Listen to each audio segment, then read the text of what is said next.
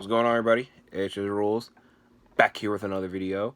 This time is my NBA trade deadline grades and thoughts.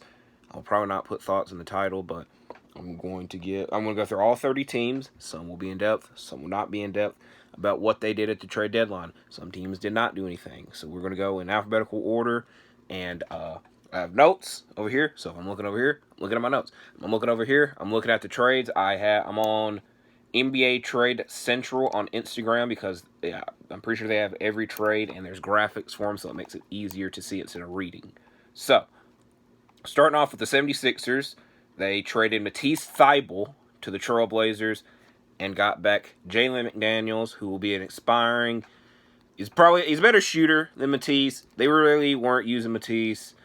It's not really enough to move. I gave him a B-. I think, again, before I was making videos, I still wrote notes on like what I thought about the NBA just to like make it more in depth. So I thought the Sixers, I didn't think they were the East favorites, but I thought they were at least going to make the conference finals in the offseason because it was finally, they had a lot of players in the offseason. They had a Harrell, DeAnthony Melton, somebody else, PJ Tucker. So I thought that they added a lot, and like 1 through 10, I thought that was a decent rotation. So like I said, Matisse, who has not played much this year, they're getting Jalen McDaniels, who they probably want more offense than they do defense, and Jalen McDaniels is going to get them that. So I gave them a B-. Because like I said, when I do my thought process, when I'm thinking about teams, I think about a 10-man rotation. Because hypothetically, if your point guard go down, is your backup going to sustain them enough? And so with the Sixers, they have a decent 10-man rotation. Harden, I'm saying Melton because Melton's been starting lately. Tobias, PJ, and like I said, not everyone. I want to go through a lot of starting lineups. Like I said, because a lot of starting lineups and 10-man rotations have changed over this trade deadline. So sometimes I will say a lineup, it might not be correct. It doesn't really matter to me. But I'm going through like the players and the position. So Harden, Melton, Harris, PJ Tucker, Joel, Maxey, Shake Milton. Now Jalen McDaniels, Georges Niang, Montrezl Harrell. Like I said, they could have upgraded at the center, but they got a better offensive player for Matisse. I gave him a B- because, like I said, you could always really improve your team. It wasn't really the craziest move. Bucks, they traded 5 second-round picks and Jordan Nwora for Jay Crowder. George Hill got sent to Indiana. I'm going to imagine it's in this deal because, like I said, Jordan Nwora went to Indiana, but he's not on this graphic. So I don't think they were really going to use George Hill. They don't really need him. They have wanted Jay Crowder for months. I'm glad they got him. It helps them. This is going to be somewhat of a hot take. I don't think Jay Crowder is going to help them out that much because he has not played all year. We don't know what he's going to look like. There's like 30 games left in the season. Is he going to get acclimated in that time? Because I don't think so. He's going to probably rest a lot because he's got to get his condition right. I don't know how much this is going to help them. Jay Crowder's sitting out all year. I expected this, and I am definitely mad that he was involved in getting Kevin Durant to the Suns because I thought he should have been traded the longest time ago to help a team out. But the Bucks got him. Bucks got the guy they wanted, so I'm not really mad at them. So their lineup is Holiday. I almost said DiVincenzo. He has not been there in a minute.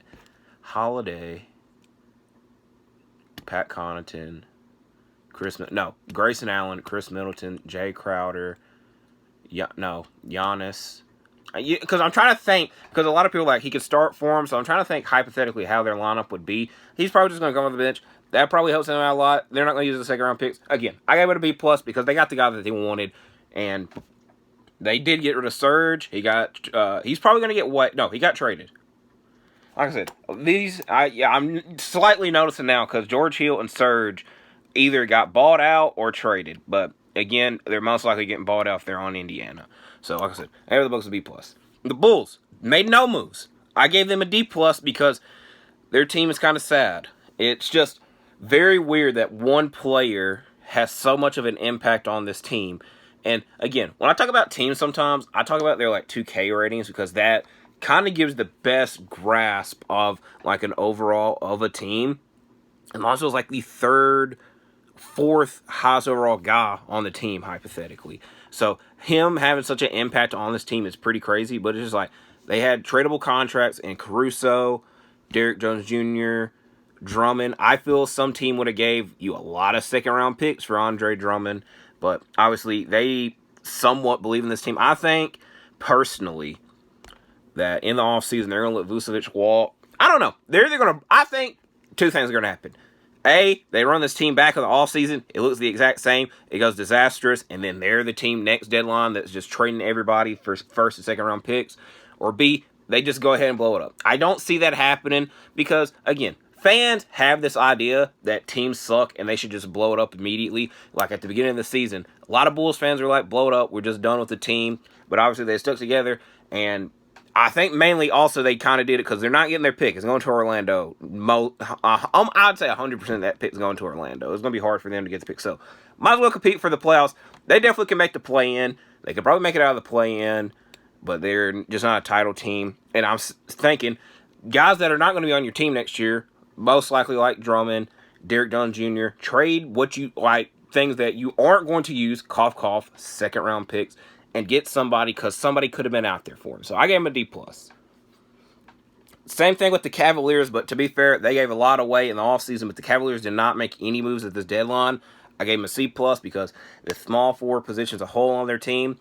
And I said that kind of sarcastically because the two times the Cavaliers have played the Grizzlies, Isaac Okoro has not missed a shot. And I feel that I always see Isaac Okoro getting crapped on, and they're like, he's just not a good fit. They all Caris LeVert, which, to be fair, when the Grizzlies play Caris LeVert, I don't think he's played or really done anything, like, off the top of my head. Like, Isaac Okoro, I remember him doing stuff.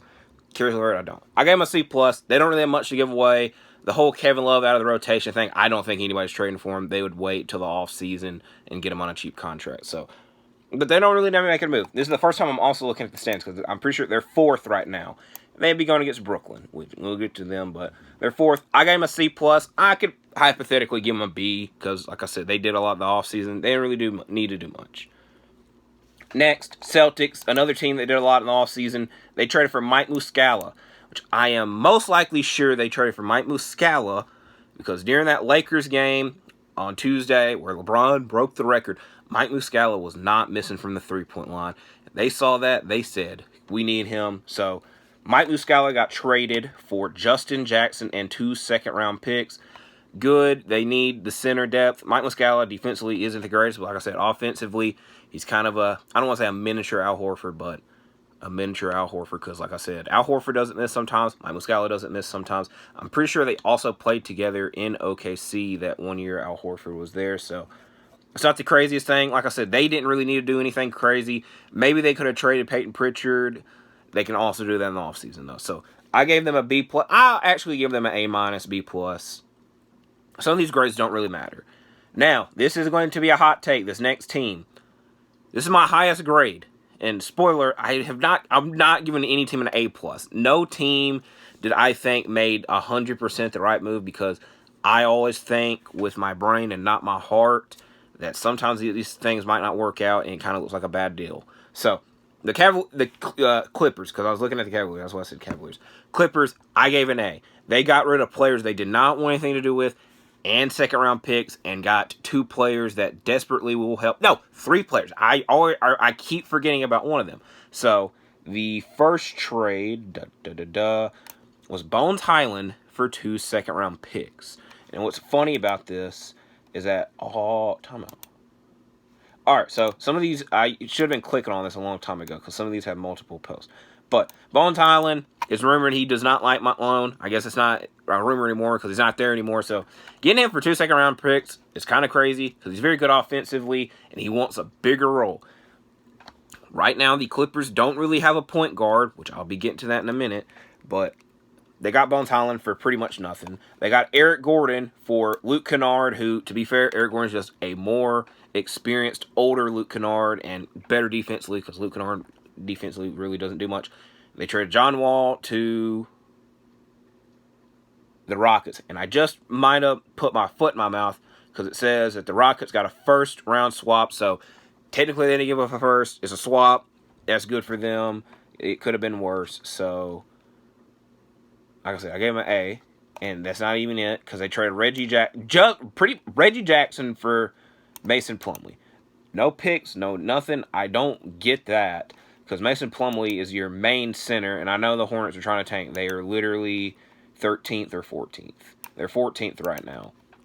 And they're probably buying out Reggie Jackson. So to get nothing out of Mason Plumlee is pretty crazy. But for the Clippers, like I said, that's a steal. Because this is going to be the first time I go in depth with the lineup. Because right now you got Bones Hyland, Norman Powell, Paul George, Kawhi Leonard, Vincier Zubac, Terrence Mann, Eric Gordon, Robert Covington, Marcus Morris Sr., Mason Plumlee. That is crazy. And it can get a whole lot better if they add Russell Westbrook, which I'll talk more in depth with that one, the Jazz. But I got my A. Because like I said, every deal that they made, they got rid of a player they didn't want and upgraded at that position. The Grizzlies, speaking of the devil, I gave them a B-. Now, like I said, I'm a Grizzlies fan. This is why I'm going to spend a lot more time on this than I should.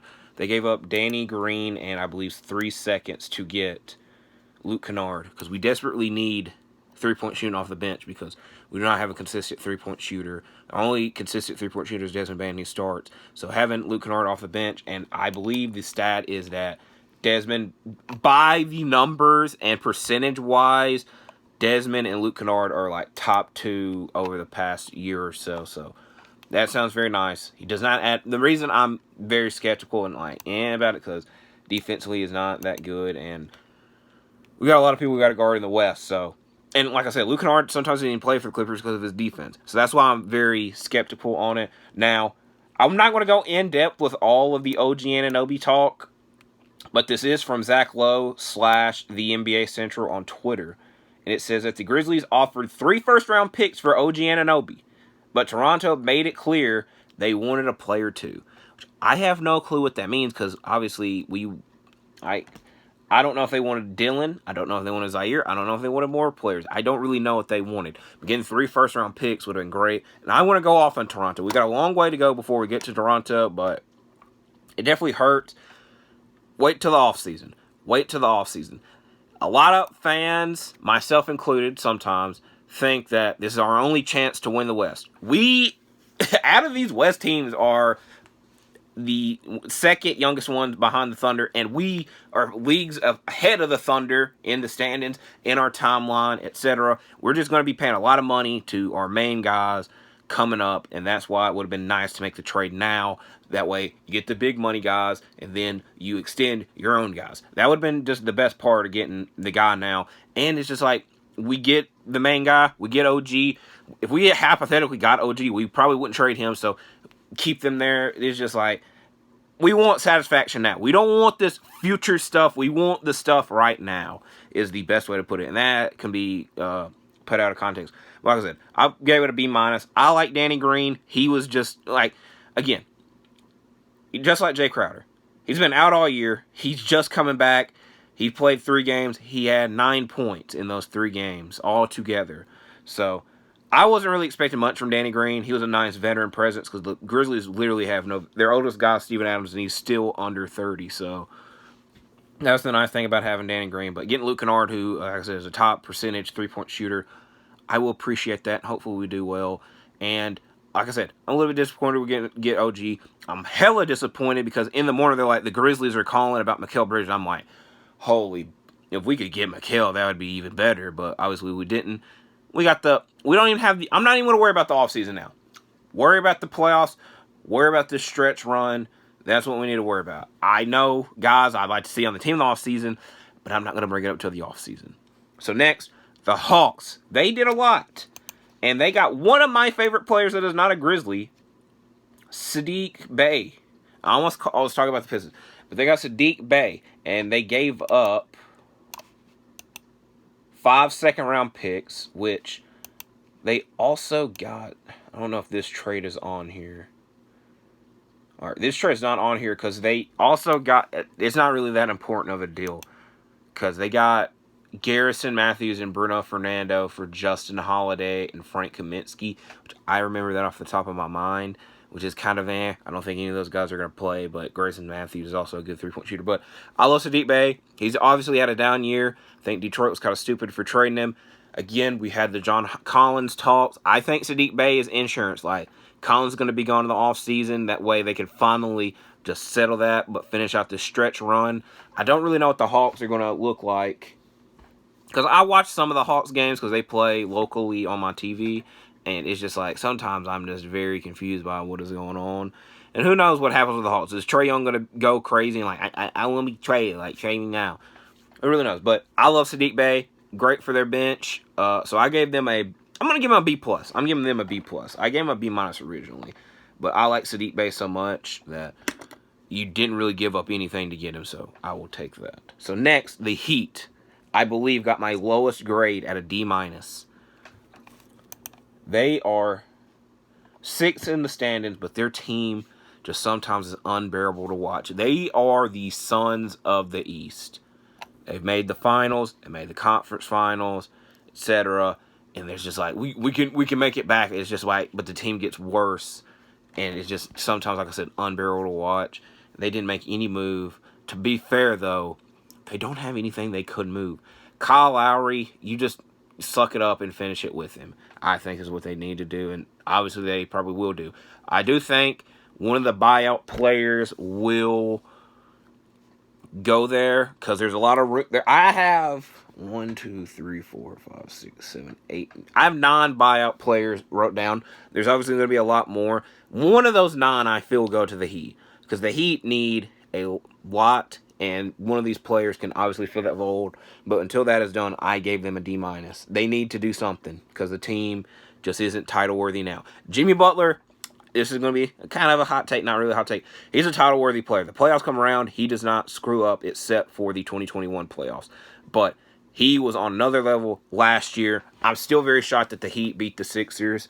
So, kind of, The Hornets, they got a D. Like I said, I felt they could have either...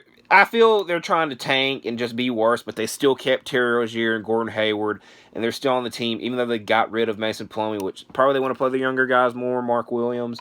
But they didn't really get anything from Mason Plumlee because Ray Jackson is probably going to get waived or bought out. I hate saying waived and bought out. I always say bought out or waived. That was the stupidest statement I've ever made. But I gave him a D. I just hate... Just get to the offseason already and get rid of these guys. I just hate talking about the Hornets. Next, the Jazz. I gave a B+. They traded. They were the first big trade. So, also, the Heat. I'm going back to the Heat for a second because I saw this. They did trade Dwayne Dedmon to clear a roster spot, which, again, goes into talking about the buyout thing, but that wasn't really much to me. So, where were we? The Jazz. They traded Mike Conley, Malik Beasley, and Jared Vanderbilt, and got Russell Westbrook, Juan Toscano Anderson, the Lakers protected pick, Damon Jones. They also traded Nickeil Alexander Walker. It's just like, the Jazz, they were a fun team at the beginning of the year. They have slowly gone down, but the West is so packed at the bottom, they could still make the playoffs if they really want to, but I think they just want to play their young guys and do well. Like right now, they're 11th. Who really knows if All-Star Glory is going to continue? Like I said, I hope to... There's also, like, if... There's this thing, like, if Westbrook gets bought out, he could go to the... Why are y'all saying if? He better get bought out. I do not want to see Russell Westbrook in Utah or have any connections or just even have to sit out. Buy him out right now. Please. Please. So, like I said, they're probably trying to play their young guys. They still kept Jordan Clarkson. They still kept Kelly Olynyk. I feel that Danny Ainge just really likes Kelly Olynyk and probably overvalued him. Probably also overvalued Jordan Clarkson, but apparently they want to keep him. I imagine he probably wants to leave, but we'll see when that happens. Like I said, they're probably going to play their young guys a lot more, and if they win, they win. They lose, they lose. So I gave them a B+. I give them an A- B+. Doesn't really matter to me. It's the Jazz. Kings, I gave a C+/B-. The same as the Cavaliers. They got a good thing going. They did the big trade last year that is paying off for them big. But it's just like, if you're trying to make the playoffs, there are some holes you need to fill sometimes, and you could have done that. They traded for Kessler Edwards. I don't think he's even going to play for them, so I don't really know why they did that. So I gave them the same as the Cavs because I feel the same way. You're making the playoffs. You're very young. You've gave up a lot already, so it's nice to stand pat. But if you want to make the playoffs, sometimes you got to fill the holes that are out there to be filled. So next, I gave the Knicks a B+ because they traded Cam Reddish and a future pick for Josh Hart, which Josh Hart, I would say, is an improvement over Cam Reddish, and he's played with Jalen Brunson, and Jalen Brunson, a man that has very few emotion, was very excited to see that Josh Hart, I almost called him Jalen Brunson again, but Josh Hart is on his team, so I like it from that standpoint. I don't think they did anything. Nope, they traded Shley Mikhailiuk. I don't think they got anything back in this. Actually, this is still part of the same trade, it's just on a different graphic. So it is what it is. They got Josh Hart, B+. They got a nice rotation going on there, but it's the Knicks. I never really feel like, even when they made the playoffs in 2021, I wasn't really that hyped about the team just because I knew in the playoffs it was going to go back to bite them. I feel the same way about this team. I really do. So Knicks fans, it's great watching playoff and big games happen in Madison Square Garden, which just make the playoffs. Don't make it out of the first round, but it is what it is. And then make your big move in the offseason. There is rumors that they were linked to Zach LaVine, and they have a lot of big money there. They have the cap space. They have a lot of picks. They wanted Zach LaVine. They could probably get him in the offseason. Don't really know if they want him, though. So I gave them a B+. Sometimes I give a B+. You could say an A-. It doesn't really matter to me, but I give them a B+. Next, the probably most active team during the deadline, the Los Angeles Lakers. I'm not going to talk about the Hachimura trade, but they did a lot. We already talked about Russell Westbrook. From this Russell Westbrook deal, they got D'Angelo Russell, Malik Beasley, and Jared Vanderbilt. And then they also traded Thomas Bryant for Davon Reed and 3 second-round picks. And that is actually pretty crazy because Chris Haynes reported several times during the Lakers game, or at least during the first half, that Thomas Bryant actually requested the trade. I don't know. Again, now I kind of sound stupid. Because he either A, requested a trade, or B, asked for more minutes. And they felt, I think he requested the trade, and he felt he wasn't going to get it, so that's why he asked for the trade. Which, what is crazy is, again, he got traded to Denver, who already has a starting center that is probably not going to need his backup center to have many minutes. So, for him, he kind of got screwed. But he has a better shot at getting a championship, in my opinion. So, they got Davon Reed, and then they were not done because they traded Patrick Beverley for Mo Bamba, who will most likely be their Thomas Bryant replacement. Again, I'm going to give them an A. Actually, no, I'm not. Now, I just said A, B+ is kind of the same. I'm giving them a B+. And I'm standing at a B+ because they have fooled me before. They have tricked me before. I thought the 2020 offseason, after they won the title, they had a great offseason. They got Marc Gasol, Wesley Matthews. They also got, who was that other guy they would have got? They got some other, I don't remember. I'm talking about, but then again, they traded for Russell Westbrook. They had that crazy offseason. They got Carmelo Anthony, Wayne Ellington, Trevor Ariza, Dwight Howard back. And the team sucked. And of course, it got blamed on injuries, but the team sucked. So, on paper, this should be a really good team. But I feel it could come back to bite them in the butt because they just have not been consistent since leaving the bubble. So, again, also, D'Angelo Russell. I really like D'Angelo Russell. I have no problems with D'Angelo Russell. He definitely fits a lot better next to LeBron than Russell Westbrook did. And that kind of hurts me to say because y'all know I love Russell Westbrook. But he definitely does.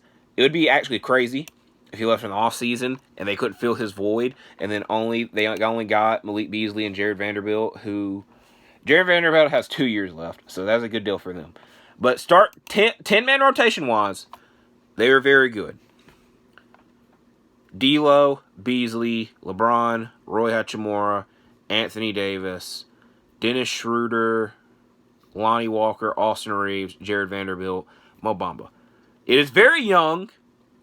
And so if hypothetically LeBron's like, yeah, this team sucks, I don't like it, and he wants to trade, you've already got young guys there to play. And then if LeBron leaves, most likely Anthony Davis is going to leave and get asked for a trade. Again, this kind of taught me talking out of my butt. But it's just like, I've been fooled by the Lakers before.